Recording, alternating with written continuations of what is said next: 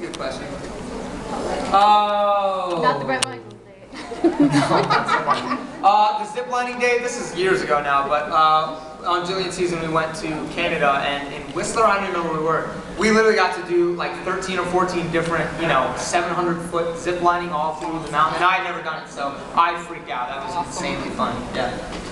And the car challenge, that's more than a date, that was a challenge. That was the worst experience of my life. It wasn't. He was the best. Honestly, out of all the guys, Kirk was easily the best at cop. Easily. I went home after that challenge. Yeah, that doesn't support what I said. So it was terrifying. What do you do all day? Drink alcohol?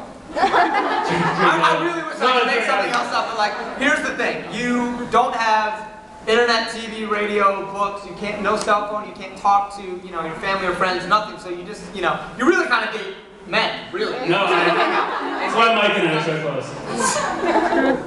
That was not going where I planned for it to. But, and you also, since you don't have any of those things, if you don't have a date, you have usually like 2 to 3 full days of just sitting in a room, like a holding area. Well, typically a really nice place, hotel, or whatever it is. But yeah, so literally we just kind of play drinking games or drinking games, and then when we get done with the drinking games, you just drink socially. Go back to the drinking games. No, it's true. When you're in the house, you have no TV, books, internet, phones, music, nothing. So it's like a room, food, and alcohol, and that's what you have. And then you're forced, literally forced to talk about your feelings 8 times a day. And as a man, that's terrifying. So, like, when you see these sappy dudes being like, I'm in love, it's because they've been asked 8,000 times that day, and they're just caving to the producers. Ryan, yes, Ryan. Ryan. What's one memorable moment that happened that wasn't shown on TV? From either Pat or Bachelorette? Either one. I got a good one. There was a guy on our season, again this is dating in a while, but there was a guy on our season named Brad, B-Rad we called him. He was like 28, he had a little crazy behind his eyes. And you guys know this by now, right? Like, it's 25 guys or girls, and 20 of them are great, so totally normal people, but 5 of them are not dateable.